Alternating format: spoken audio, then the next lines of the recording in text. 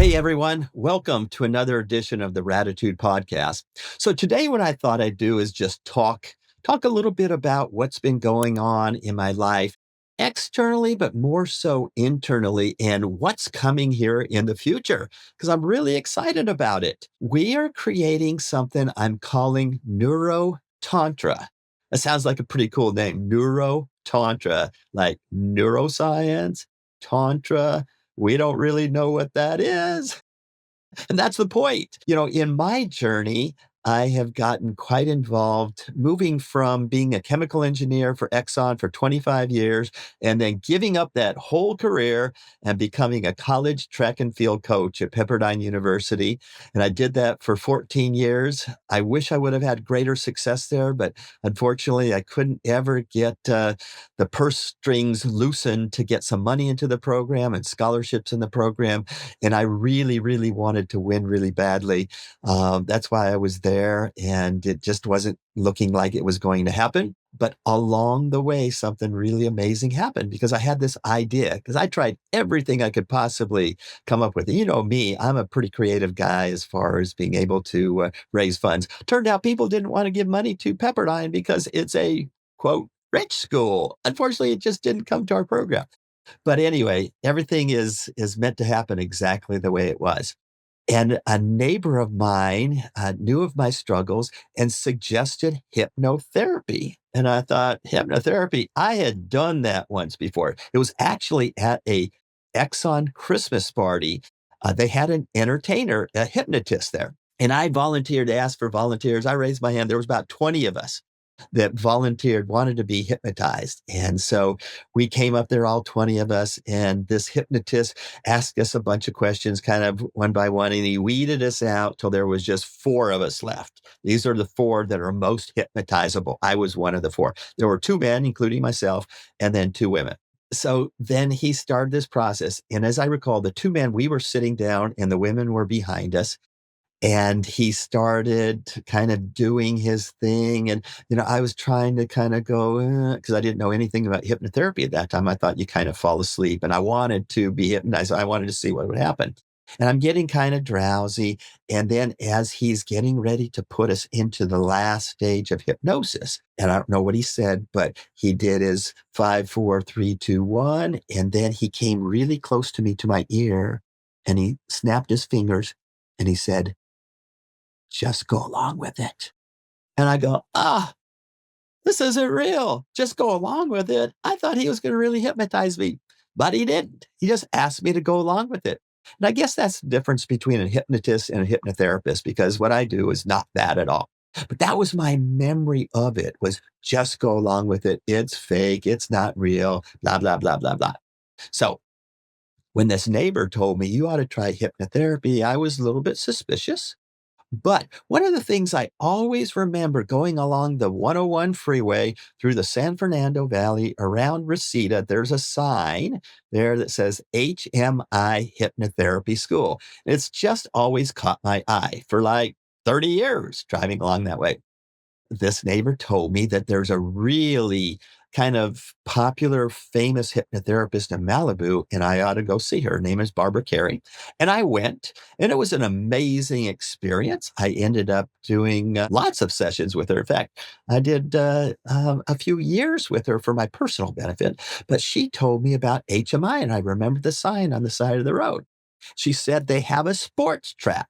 And I go, wow, this is exactly what I need. I want to go hypnotize my athletes to run faster because I'm not getting the best recruits in the nation. And I wanted to beat Oregon and UCLA and some of the big schools.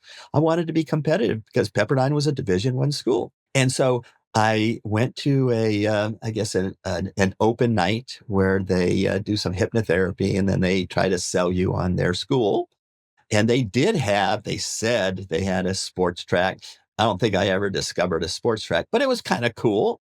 I signed up for it. It was like, at that time, it was a 13-month program and it cost like $9,000. And I'm sitting there going like, well, that's a pretty good deal, because I'd been spending close to that in some of the personal development programs I'd been going to with Tony Robbins for 4 days or 6 days. And this was for over a year. So I thought, that's pretty good value. And I think they had even like a money back guarantee or something like that that gave me some confidence. Anyway, I signed up and I went to school for 13 months, although it ended up stretching to almost 2 years because in the middle of that, COVID hit. It's so interesting because I got to a point where I was ready to hypnotize my athletes. And I wasn't graduated. I didn't really know what to do with it, but I was far enough along to do this and to make some suggestions to our athletes to run faster, because that's all hypnosis is putting you in a state where you're the most open to suggestions. And I was going to suggest things that would help them race better so that they would have confidence and belief in themselves. And at the end, they'd have a good finishing kick and they'd have great work ethic and their arms would swing. And I'd talk about their form and their attitude and all those kinds of things. I know our very first meet of the season was up in Cal Poly, San Luis Obispo.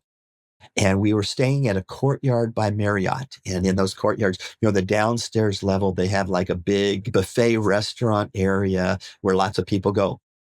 That's where we went for dinner. The kids were kind of excited. They knew what I've been doing for like the last year. And 6 brave kids asked me to hypnotize them. First one, just one. And there was like 125 of us there or something like that. And then 4 wanted to do it. And I'd never done more than one in a row, together. And I decided, what the heck? I'm going to try. So I did 4 at once. All 4 of them went out. Boom. And then one more did it. No one wanted to do it after that. Everyone wanted to see what was going on. And it's so crazy because we used to, when you first start, you do what's called the arm raising technique. The arm raising technique, the person sits back and they put their arm on a table. And you start talking to them and telling them that their arm is filled with helium.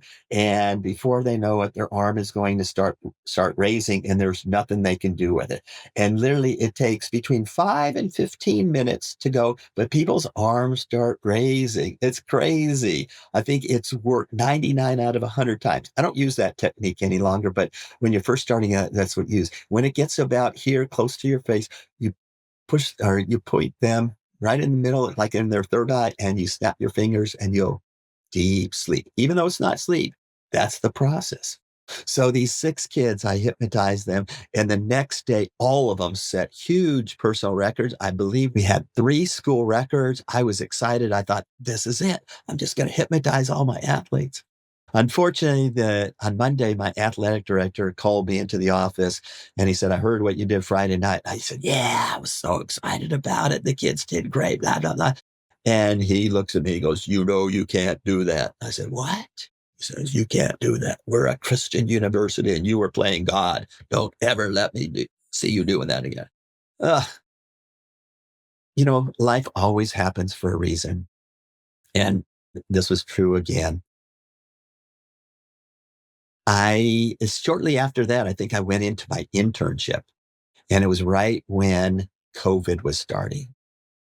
I had hoped that one day to be good enough as a hypnotherapist that I would be able to hypnotize people on Skype. I don't think Zoom was around yet, or at least we hadn't heard about it, but Skype was kind of it. And we heard that between 20 and 30% of our professors at HMI were hypnotizing people on Skype. So I thought, man, maybe 5 or 10 years down the road, I would be able to do that. Because I wanted to live in different parts of the world, different parts of the country. I wanted to live in 2 or 3, 4 different places in the world.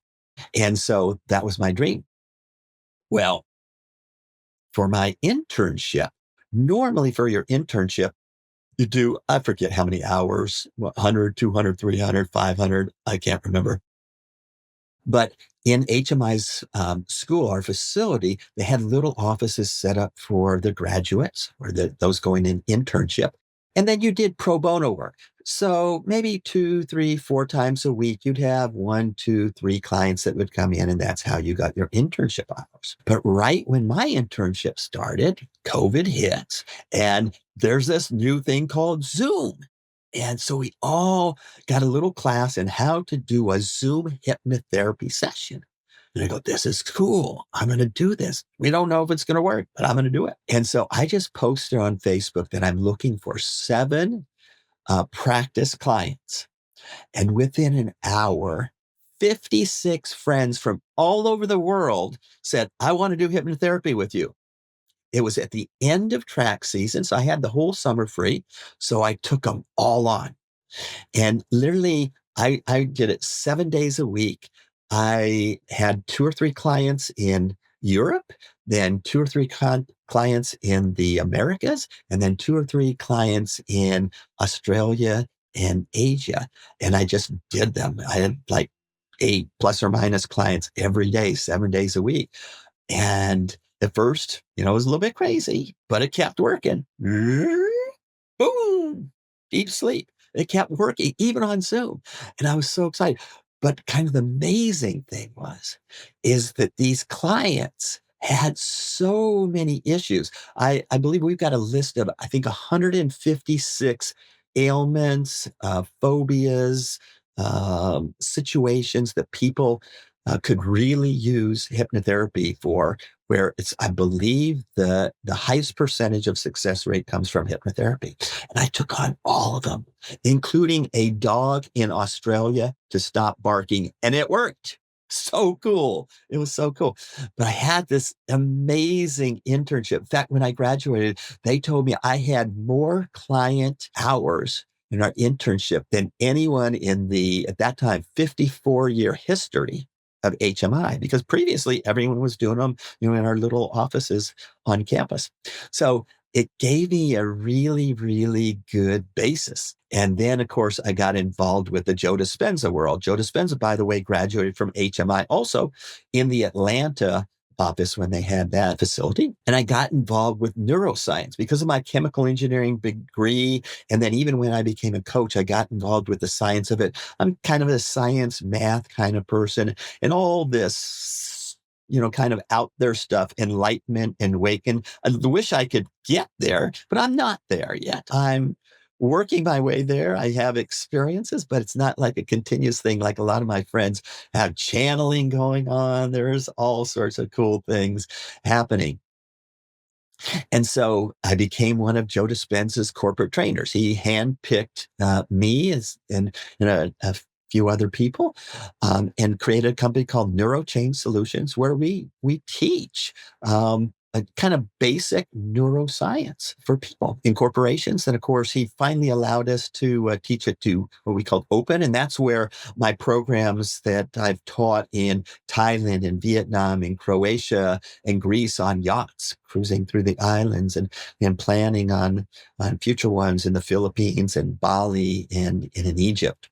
So I'm really excited about that. But along the way, I met this beautiful woman who is a Tantra mentor. And in fact, I invited her to come on my last NCS teaching class in Croatia and asked her to teach Tantra. And we have become friends and then began a relationship. And now we are together and we are creating what we're calling NeuroTantra. So she's one of the most beautiful Tantra people I know. And I'm talking about inside. She's beautiful outside, but inside, just a beautiful, beautiful soul. The most mature, the most evolved, awakened person that I know.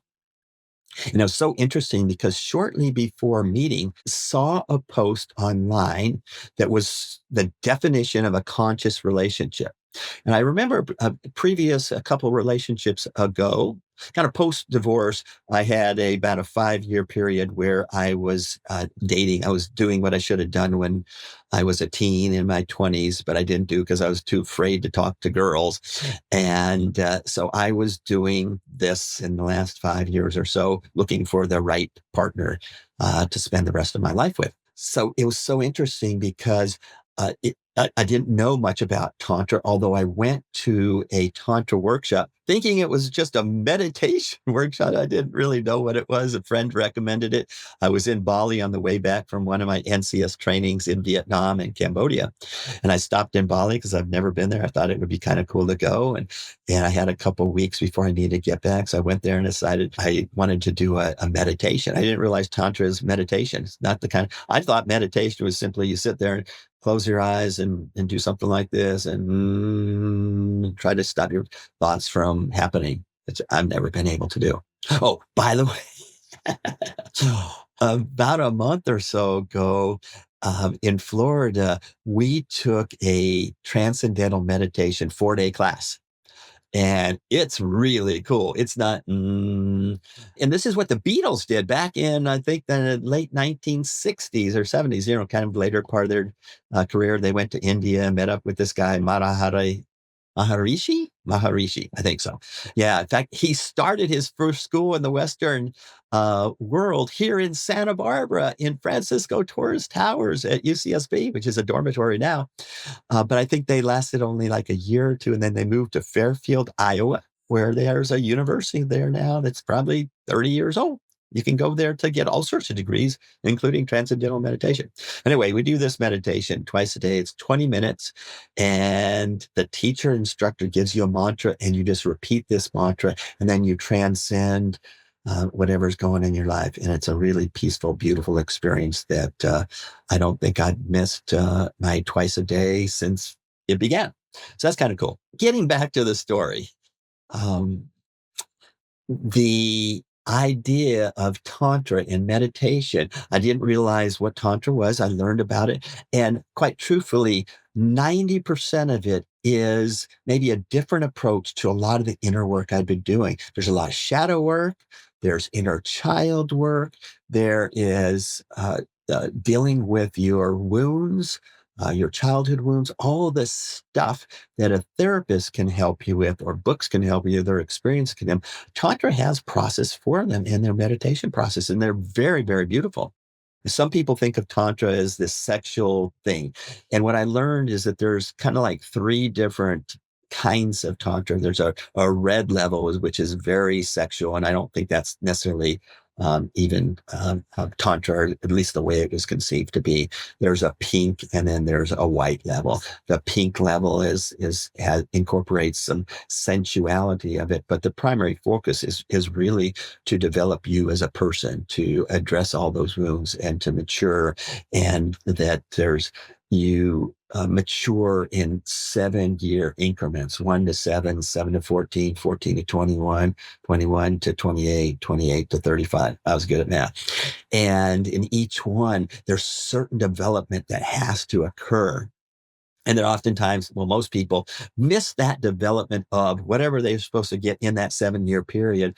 And in the Tantra meditation process, you go back to each one of those 7 or 5 different 7-year segments, and you address them, you experience them, and you grow from them. After that, I had read about what a conscious relationship was, because I was looking for that super romantic, loving relationship that I've always dreamt about, that Hollywood has sort of quite truthfully hypnotized me and programmed me to believe that there just is, and that love conquers all. And, it's almost like a fairy tale, fairyland. And I think I just always believed that. 2 or 3 years ago, the woman that I was with, she said, "I want to have a conscious relationship." I said, "Sure." I had no idea what a conscious relationship was. And I wasn't certainly ready for one at that time either. But I continued to grow and get myself ready. And then in about May or so, plus or minus a few months, a year and a half ago, I read about what a conscious relationship was. And it says the old models of relationship is outdated and old. And it's the reason 50 plus percent of people go through divorce, because they're not doing the right thing. And it said a conscious relationship is what we're evolving to. And a conscious relationship is one where the primary person of the couple coming together is for growth. It's for growth. It's not necessarily for love. Love will be there, but it's for growth. Because, as you may or may not know, when you're in a relationship, you tend to trigger each other quite a bit. And the triggers have to do with you, not the other person. And they bring up your wounding. So we got 5 major wounds, and the wounds are rejection. I got that one. Abandonment. I got that one. Betrayal. I got that one. Humiliation. I got that one. Injustice. I got that. I got all 5 of them. And so I get triggered pretty easily, I find out. In fact, one of the things I've studied and read is that the more you're triggered in a relationship, the more that's a really good relationship for you to be in because of the growth. And so in a conscious relationship, the primary focus is on growth and that you own your own stuff. Because I think that's one of the problems we all get into, including me. It's the other person. If they would only not do that, if they would only do this, if they would only be more loving. I can't tell you if there is anyone I know that has broken up, and literally the reason they broke up is because their partner was a narcissist. Every single partner's was with a narcissist. That's what everyone says. My belief now is that they may have been the perfect person to trigger what was going on for them, and they missed that opportunity. So they're going to get the opportunity in a future relationship if they have one, because that's what a conscious relationship is. It's about almost being a mirror to each other, but you have to have a growth mindset also. You got to say that this is the place for me to practice love, to grow from, to own my own stuff, and to say, this is the most important part of the relationship. And then when you can do that, you can truly be in a place of unconditional love. So then I met this beautiful soul, and we are practicing being in a conscious relationship. And that's what is leading us to, we need to help other people do this, because I don't think that there are people that really even know what this is. Now, there are some. That's why we created what we call the love hack, where we're combining the neuroscience. Like, why does this work inside your brain, inside your mind, inside your body? You know, we've got all sorts of things going on. Our bodies are such a perfectly designed machine. I mean, if you think about it, we're made up of atoms. And if you remember from elementary school or junior high or middle school or in school, there's these little atoms running around. And there used to be this model where they were in the spheres, and we knew now that model's totally blown up. We don't know where atoms are, but like 99.999 bunch of nines percent is just space. So the real matter is 0.00001. What's else going on? Because our whole bodies are space. Their vibrations, their frequencies, their energies. It's neuroscience. What's going on? There's chemicals produced. When we get triggered, do you know that there's a chemical that's produced that gives you those yucky feelings? And do you know how long it takes to dissipate in your body that chemical that's produced? Just take a guess. I know when I ask these questions in our training, people guess a day, a week, a year, sometimes a lifetime. Those are all good guesses. But the answer is between 90 and 120 seconds, less than 2 minutes. The chemical that's produced in a triggering event, whether it's to a relationship or, for me, a big trigger is driving and other people in cars that cut me off or go too slow or go too fast or park in my spot or whatever. In 2 minutes or less, that bad feeling chemical is dissipated. So how long? Why does it last so long? Because we keep thinking about it over and over again. And each time you think about it, the chemicals produce, because the mind doesn't know whether it's real or it's imagined. So the things that you think about, the thoughts that you have, are critical to the chemicals that are produced inside your body, whether you have good feeling ones or bad feeling ones. You have total control of what chemical is produced in your body. It's simple neuroscience. We've proven this now. So in NeuroTantra, what we're going to do is we're going to combine neuroscience and Tantra, the meditative processes that help people grow, evolve, and mature, get over the wounding. There's part of the reasons we're here to get over and to reverse aging. Could you imagine that? If you could reverse aging? And it's happening. It is happening. I know that for me, I'm becoming younger and younger. And Maria Lu, she's been in this process now for quite a while, and she's reversed her aging. I know when I go to Fountain Life, Tony Robbins recommended facility longevity center. Their first one was in Naples, Florida. So I went there, I got signed up. They do all these body scans and all these sophisticated machines. It's like being in Star Trek. And then their AI does 4.3 trillion calculations, figure out how you're going to die and everything about your body. And then they develop programs to help you live and thrive. When I first did it, it's like 4 years ago now, they did this brain scan, and my brain age was actually 12 years younger than my real age. And I thought, wow. And then they give you some things to do to continue that reverse aging. That's what in Tantra, in neuroscience combining, that's one of the things that is our vision, our desire, our drive, our purpose, our belief that we can reverse aging. Not just that, because you can reverse aging, but you want a great quality of life, right? You want to experience peace, serenity, tranquility. Those are, You want to feel joy and happiness and gratefulness and excitement, freedom. You want to feel love. I'm going to come back to this because love, we did this exercise in Bali, which was receiving love from the universe. That was the most powerful meditation I did. And then you want to go to a higher vibration, which is a state of bliss and ecstasy. That's what we're going to do through our NeuroTantra program. And so we've created this one-day event called the Love Hack.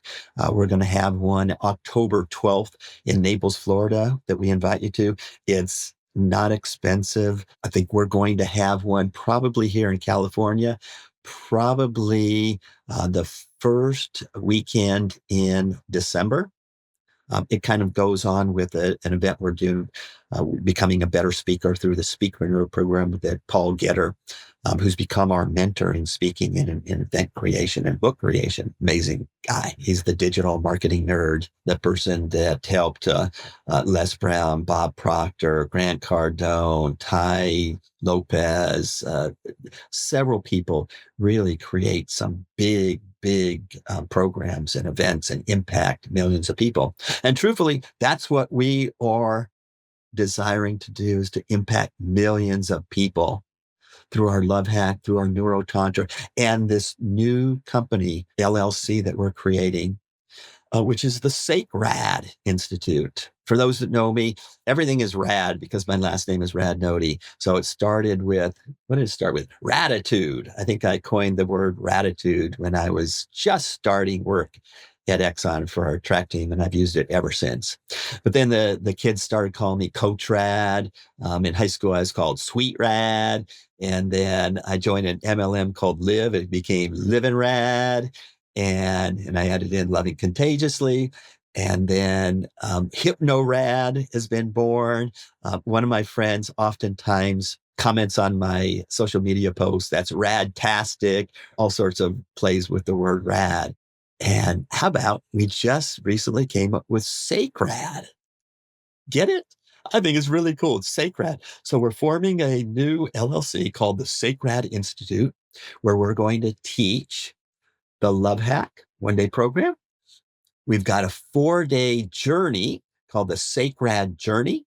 The journey is a journey in the mind. It's not plant medicine. We're not into that. We're into using the mind and the body because that's the kind of the combination, because things are programmed into your body. That's what Tantra does. That's what exercises do, is to bring out those stresses in your body, those things that have been programmed into your body through hypnosis, through Tantra, because there's a lot of stuff programmed there that doesn't serve us. And we want to serve you. So we're going to have a 4-day experiential SacRAD journey that we're going to actually do in our homes, in our home here in Santa Barbara. That's where I'm at right now. And our home in Naples, Florida also. And so we've got that. And then we've got our larger trips, the ones that I've taken people to are around the world. And those are going to be an extended 7 to 11 day experience. And we have plans to go to the Philippines and to Egypt and Bali. And truthfully, wherever we want to go in the world, because if we just pick out, where do I want to go visit? We create an event there, invite our friends to come, have amazing, magical experiences there. So that's the SacRAD Institute. In addition to that, we've got books coming. Maria Lu, she just is finalizing her book into English. So all my English speaking people, it'll be available, I think, on September 22nd, which may be about, will be past when this goes live. You'll be able to get the book probably on Amazon, if not Lulu. It's called The Prisoner of Oblivion. And for my Spanish speaking audience, which I know there are some, because at one point, this Raditude podcast was the number 4 podcast in whatever category in Argentina. So that's an amazing book. And I'm just finishing the final touches on my next book that's going to be available pretty soon too. And so I'm really excited about where we're going, what we're doing, creating something very, very unique that we just don't believe anyone else is doing, combining neuroscience and Tantra in a way that is accessible and acceptable to the large population. And so look for us in the future on that. In the meantime, I'm just having a wonderful, wonderful time learning and growing and continuing to develop this conscious relationship, developing my HypnoRad audios. Those are pretty cool. And I've gotten some great feedback from some clients on how that's going. By the way, I might as well talk about that. So I had this idea, because I've used this program called Song Glorious. And I can't remember if it's an app or just a website where they, based on feedback from you, they create a beautiful custom song for your partner.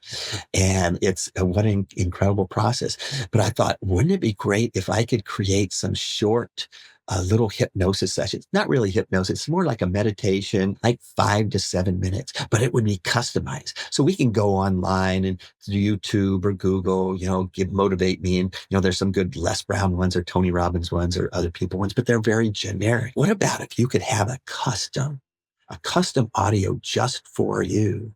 I've created it. I call it HypnoRad.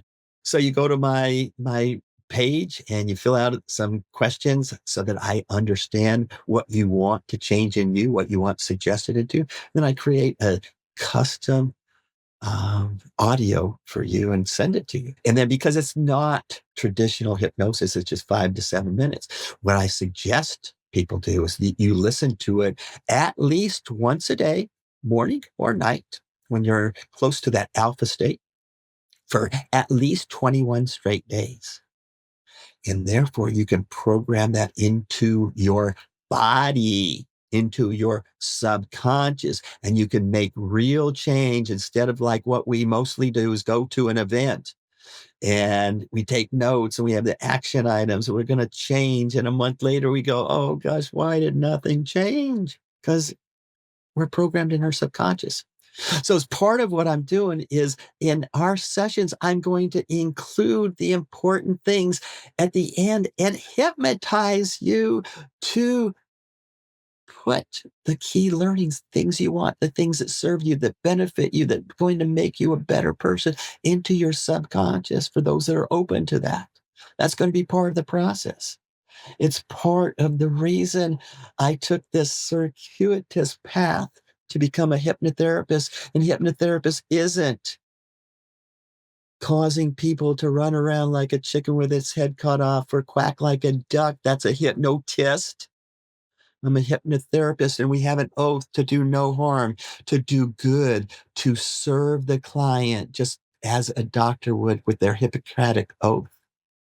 And it's my personal commitment that everyone I work with, I have a strong desire, strong passion, a strong mission in life to help you live rad and love contagiously with gratitude. And I'm going to show you how you can completely rewire your brain and you have your own attitude.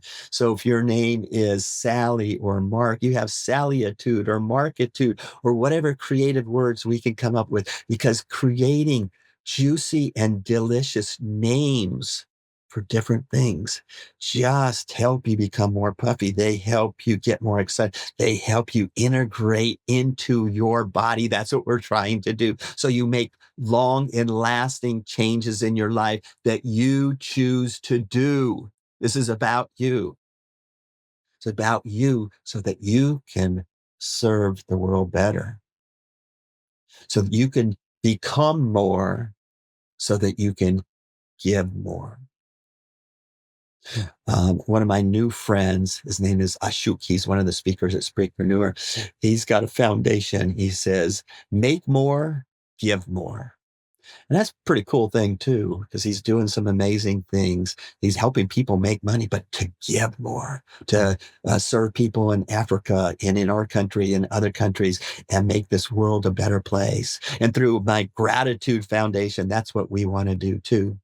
So join us in the Love Hack, in a sacred journey, in a rad venture, in one of our programs, in one of our books, in my podcast, in wherever we might have a fortunate encounter, because I want to help you live rad, love contagiously with gratitude. And for that, I'm done with this solo podcast. I was really excited to share with you, and I'll see you next time.